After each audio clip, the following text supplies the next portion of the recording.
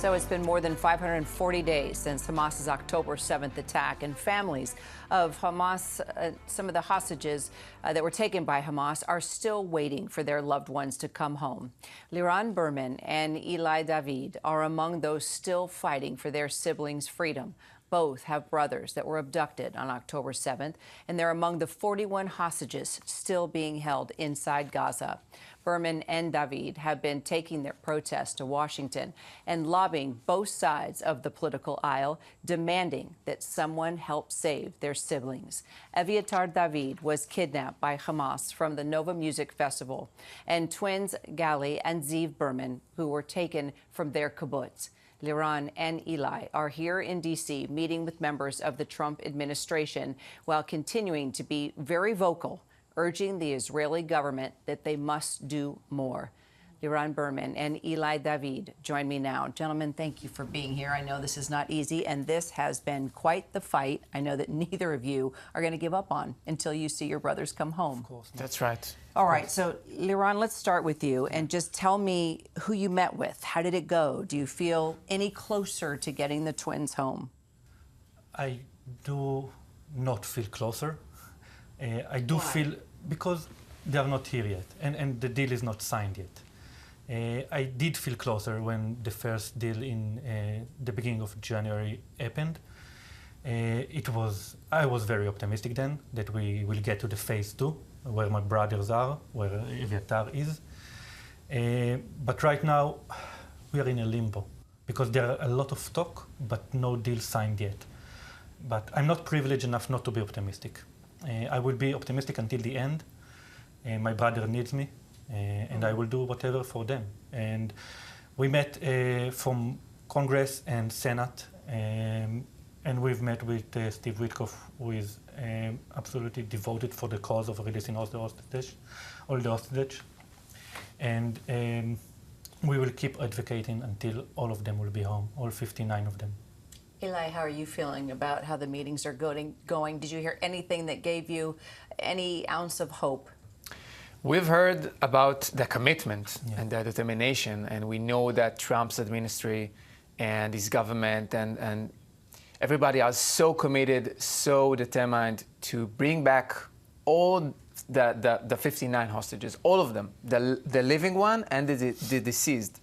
And they understand, as we do, that there will not be peace in the Middle East until all the 59 hostages will be released. I mean, it started with the hostages, and it will have to continue only when the hostages will come home. Have you heard anything about the twins? And I'll get to Aviatar in just a second, but any updates from hostages that have come home? Any videos, messages, anything? We have 2 signs of life. The first one from the first deal in November 2023. Okay. We know then that both of them got minor injuries then, and they were separated in the first or second day under Shifa Hospital in Gaza. And then we got a second sign of life in the first phases of the second deal in January 2025. On both of them, they were still separated, but we don't know anything other than it.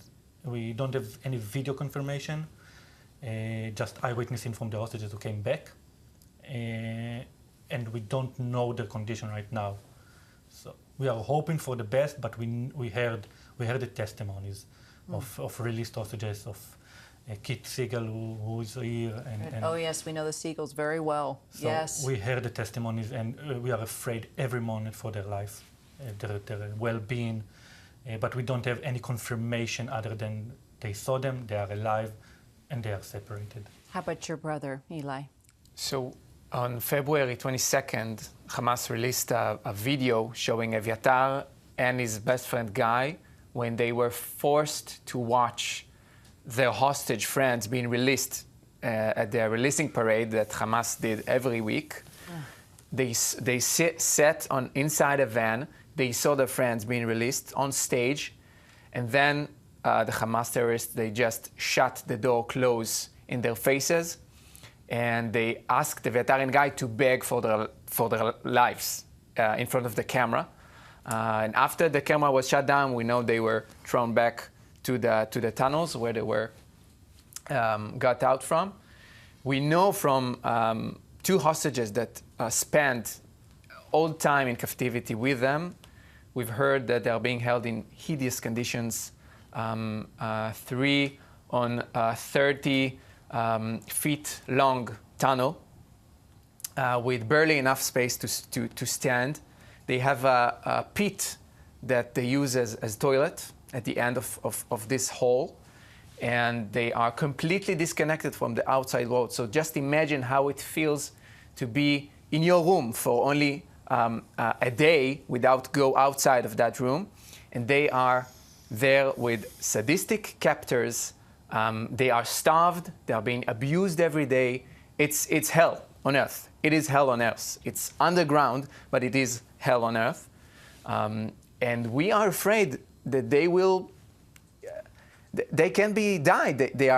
They try to survive all of this, and we are afraid that they will be executed, or they will lose hope. Or they will lose hope. They are struggling to keep on hope. It's crazy. They lose hope and they find it again. And we are fighting for their lives right now. That's our mission. Yeah. Clearly, you know your brothers very well. And the fact that both of you have seen signs of life, whether it be through hostages that were released or this video that you saw, Ilay, both of you, tell me about the twins. Look, I'm a mom of twins. I know that my son and my daughter, they cannot stand to be apart. Even when they're arguing, they still don't want to be apart. There's a special bond there. What can you tell us about the twins? They're each other best friends since birth, and my mother always wanted them not to be the classic twins. Different clothes, different hobbies, but their twinsdom is so strong. They always connect to each other, always together.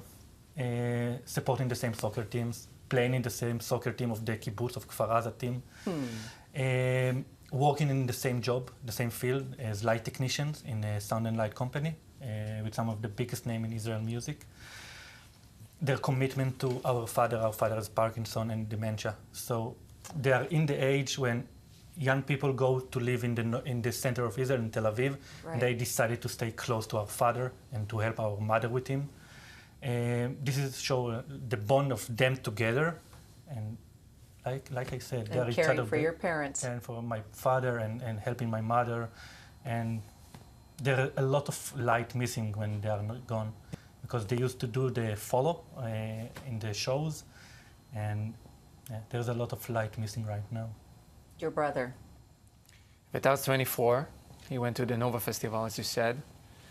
He's a big music fan. He lost friends at the Nova Massacre. He plays guitar since he's 12, and we play music together every week. He's my younger brother, and that's our bond. Like it's our thing. We play music every Friday. I play the piano, and he plays the guitar, and we sing songs together. And actually, he sent us messages through the hostages that were released. And the message he sent me was that he keeps on hope that he will return home to play music with me. And that gives me more strength to do whatever it takes to bring Eviatar home. And I love him and I miss him, and my parents need him. And he's such a sweet boy, such a kind soul that has to come back to his family, to his community, to his friends. Well, I'm glad you're here. I'm glad that you are meeting with those that hold the power to try and do something about this. And I hope our next interview, we have all three of the brothers here with you playing some music. Amen. Amen. All right. Gentlemen, thank you so much. Thank you so much. Appreciate Thank you you. both. Thank you for having us. Always.